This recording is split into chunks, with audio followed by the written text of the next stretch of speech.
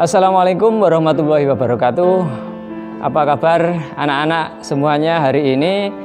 Pak Guru harapkan anak-anak semua hari ini di rumah dalam keadaan sehat walafiat.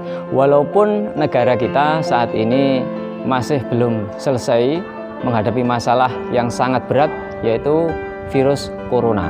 Tetapi ini jangan menjadikan alasan bagi kita untuk patah semangat untuk terus belajar.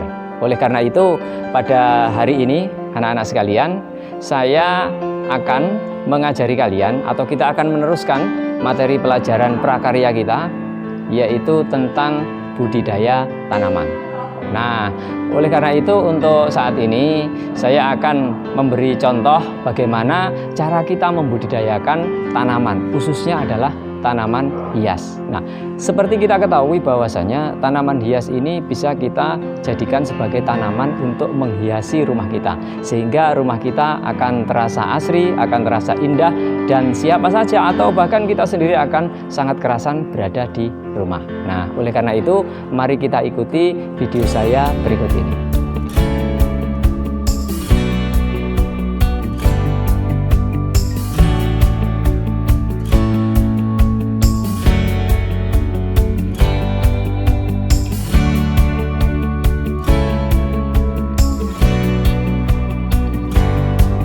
Seperti yang sudah saya katakan tadi, anak-anak semuanya yang ada di rumah, jadi ini saya sudah membawa tanaman hias. Nah, tanaman hias ini khususnya untuk jenis ini dinamakan dengan cocor bebek.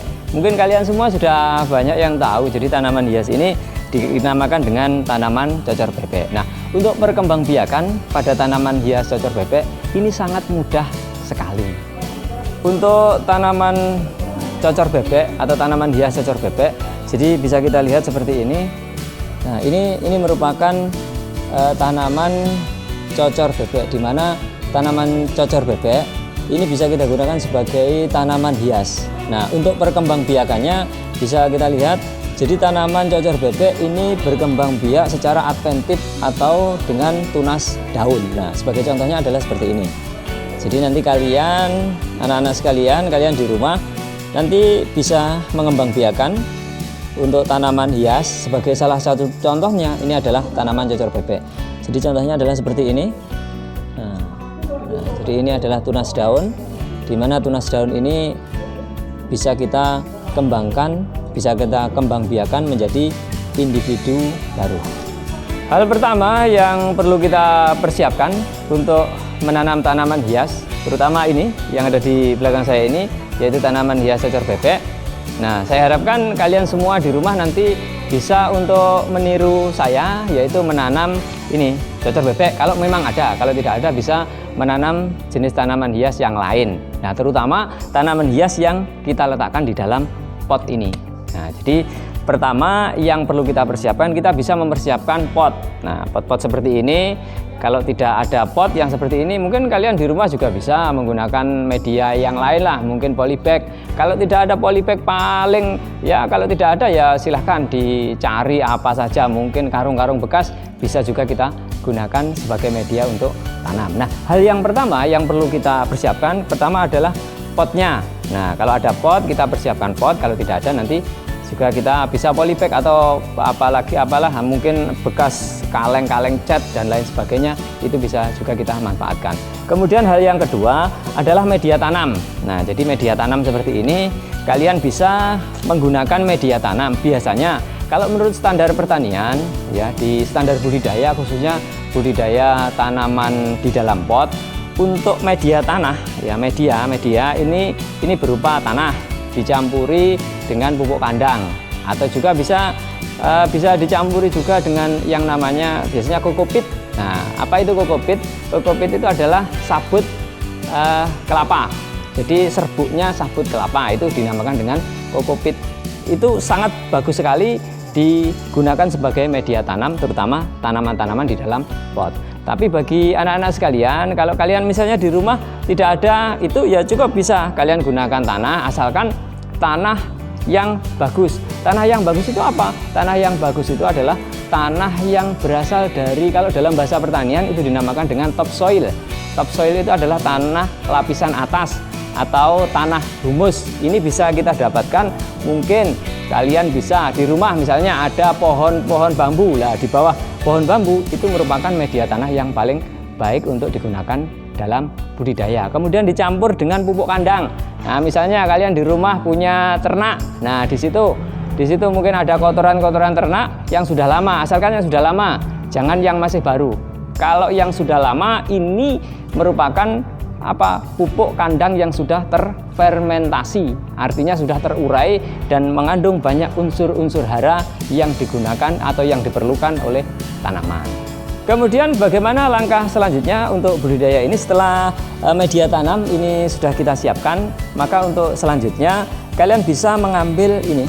Nah, jadi mengambil tunas daun. Nah, kalau yang seperti ini mungkin masih terlalu kecil ini. Jadi kita cari yang agak besar. Nah, agak besar seperti ini. Jadi bentuknya seperti ini. Ini sudah agak besar. Jadi ini merupakan tunas daun daripada cocor bebek yang sudah siap kita budidayakan. Jadi untuk menanamnya ya sama seperti ini. Jadi kita tanam pada media, jangan terlalu dalam kalau tanaman seperti ini. Nah, seperti ini cukup. Kemudian jangan lupa untuk tanaman baru yang baru kita tanam di dalam pot ini harus kita perhatikan kelembapannya. Kelembapan itu kita perhatikan ini sekitar areal tanaman ini jangan sampai terlalu kering. Ya, jadi anak-anak sekalian, ini harus kita lihat setiap hari. Kalau sudah terlalu kering, bisa kita beri penyiraman air. Ini adalah beberapa contoh. Ya, jadi ini contoh untuk budidaya tanam hias, khususnya adalah cocor bebek yang ada di dalam pot. Nah, jadi seperti ini, nanti hasilnya seperti ini. Kita tunggu, jadi dari tadi kita menanam, kemudian setelah sekitar 2 atau 3 bulan nanti hasilnya adalah seperti ini. Nah, anak-anak sekalian, mungkin itu dulu yang bisa kami sampaikan, dan saya harapkan anak-anak sekalian yang ada di rumah, ya, saya beri tugas kepada anak-anak sekalian yang ada di rumah, silahkan kalian membudidayakan minimal 1. Jadi minimal 1 tanaman hias yang berada di dalam pot. Bisa cocor bebek seperti yang Bapak tadi contohkan, mungkin bisa tanaman hias yang lainnya. Kemudian jangan lupa nanti silahkan kalian foto, kemudian dikirimkan ke WA Bapak, ya.